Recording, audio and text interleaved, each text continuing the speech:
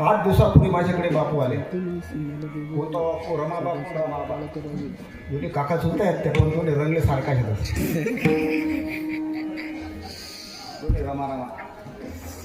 आणि जवळ त्यांना मला जवळजवळ दोन्ही रमा पण अगदी दोन्ही अगदी खूप त्यांचं प्रेम आहे. दोन्ही आले कपाले सोडला म्हणे बापू म्हणे कितला टाकू तो कुठे टाकतो मागे पाठव टाकतो मी कुठे टाकू असं ऐकलं म्हणजे टाकतो म्हणतो काय बोलतो तू नाही म्हणे कीर्तनला पैसा कितला टाकतो म्हणतो बापू पैसा आधी घेण्याची कुठली प्रथा आहे अजिबात नाही चालणार नाही ते माझ्याकडे देवा ना तुम्ही समजत एवढाच ऐकत नाही मला नाही शेवटी त्याने 15,000 रुपये टाकून दिले आणले बरं बाबू पैसा घेणार नाही.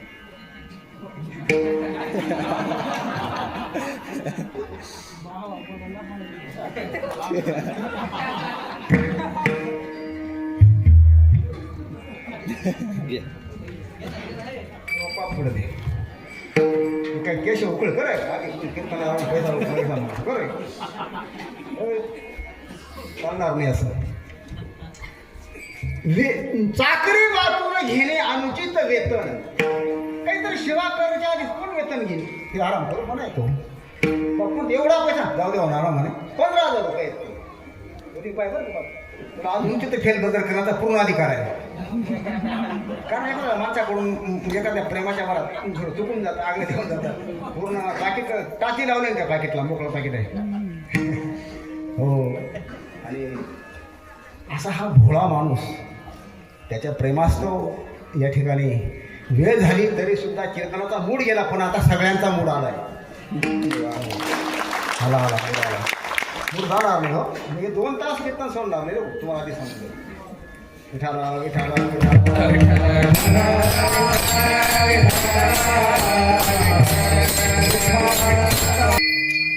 हा जो कार्यक्रम आहे हा अभिष्ट चिंतन सोहळा अर्थात बड्डे म्हणजे वाढदिवसाचा कार्यक्रम आहे. आणि अशा कार्यक्रम जेव्हा करण्याची वेळ येते तेव्हा कीर्तनकाराला प्रसंग पडून जातो पेस पडतो कोणता अभंग घ्यावा काय पेस पडतो कोणत्या अभंगावर चिंतन मांडावं. सर्वसामान्य सप्ताहामध्ये भक्ती ज्ञानाविषयी गोष्टी इतरांना कराव्या असं कीर्तनाची मर्यादा सांगितली पण इथे विशिष्ट असं निमित्त असल्यामुळे काय सांगावं कोणता अभंग निवडावा. आणि तुकोबाराच्या गाथ्यामध्ये अशा प्रकारचे प्रकरण नाहीत.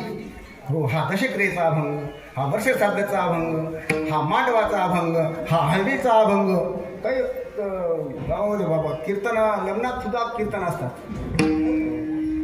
ध्यानाला एकदा पाहिलं होतं तो तिकडे नवरदेव आला इकडे कीर्तन सुरू आहे 12 वाजे जयविठ्ठल झालं सगळे टाळकरी नवरदेव घ्यायला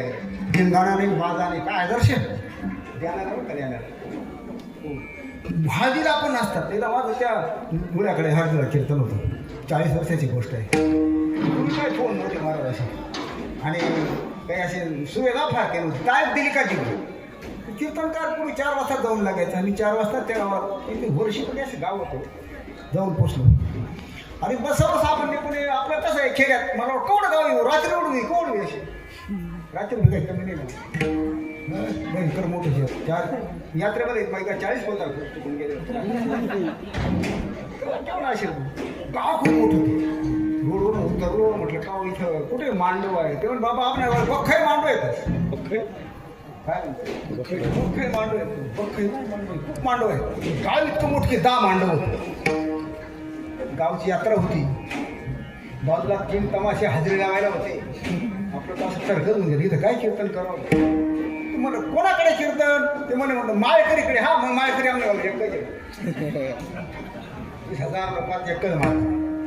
मग त्यात घर दर्याजवळच आहे गेलो असा मंडप टाकला होता घर मालक धुयाला काही कामानिमित्त गेला होता ती शेप बनवायची पूर्वी अशी काही बॅग राहायची काही पाण्याची बाटली असं काही राहायचं नाही पूर्वी काही नव्हतं आक्वा बिकवा अक्कांना ताईने का पाणी नव्हतं बरं फेटा अंडरपॅन्ट त्या बाईंनी पाहिलं म्हणे बाबा काय करायला काही नाही ना आपले जाय पुढे जाय अक्का मी ऐकणारा नाही मी कीर्तनकार हा कीर्तनकार आहे का मग घरात अशा मुली चिवळ घर अशा मुली बसल्या होत्या उतरा कीर्तनकार बाबा उतरा खाली त्या पोरीने माझ्याकडे पाहिलं फोन करून दिलं वाटलं तिकडे उतरावं लागलं त्यांना खाली पाणी बिणी घेतलं म्हणजे एक मुलगी बोलती म्हणे बाबा त्यांना 5 बहिणी एकटाच भाऊ आहे असे कीर्तन करानं हयदनंच कीर्तन करानं कसा नाही कीर्तन हयदनं जा मग लेवाना भाईना जा मग म्हणे हा मग तो कोणता घेऊ खणखण कोदाळे म्हणे हा हळू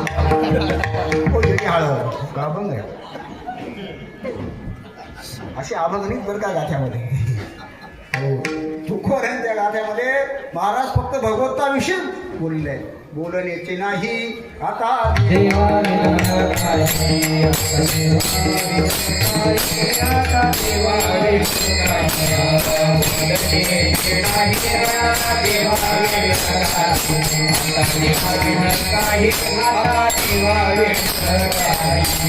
देवाशिवाय महाराज का बोलत नाही त्याचं कारण सांगतात महाराज संतांचा त्यांचा आवडता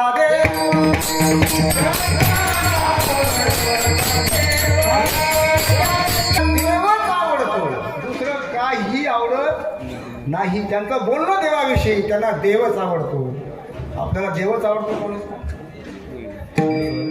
आपल्याला सारखा देव आवडत नाही कायम एखाद्या गावात एखादं मंदिर उद्या नवीन 2-3 महिने असे वाटते का पंढरपूर आहे वाटते मिळत मंदिरात प्रत्येक गावात आहे बरं काय प्रत्येक गावात नदीचं पाणी कसं आटतं की अशी हळूहळू माणसं भेटून जातात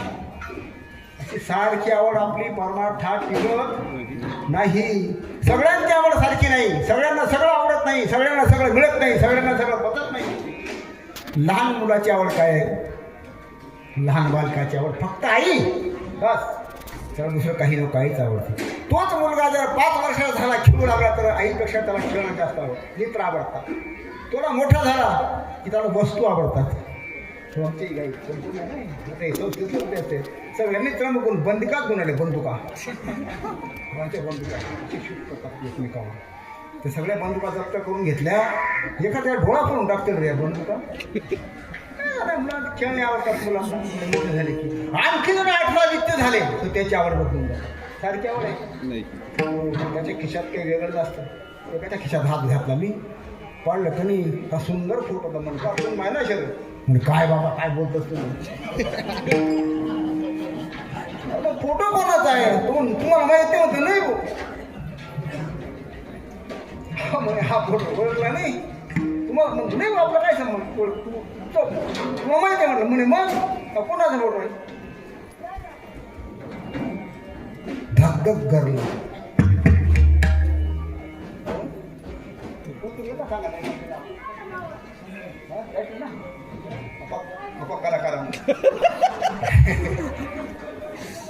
कलाकार आहे मजा तुम्ही म्हटलं का मी कॅटरिनाचं वय काय तुझं वय काय तुम्हाला बाबा माझी फेवरेट नटी नाही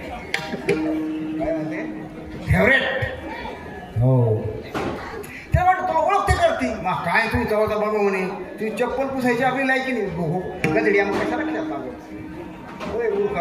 तुला ओळखत नाही मी ओळख नाही तुझ्यापेक्षा वयाने मोठी एकतर मी प्रेम करतो नालायक कर माझं तुझ्यावर फार प्रेम आहे नालायकार तू लाज बघू दे ना खेत आईचा ठेव बापाचा ठेव गुरुचा ठेव तुझं गुरुचा सुद्धा फोटो खिशात ठेव नाही गुरु हृदयात ठेवायचा माझा हृदय सद्गुरू कुठे मला खिसात नाही ठेवायचा जेणे तारेलो हा अनुसार हृदयात गुरु ठेवावा लागतो आपल्या चिंतनात मायबाप ठेवावे लागतात आणि डोळ्यात समाज ठेवावा लागतो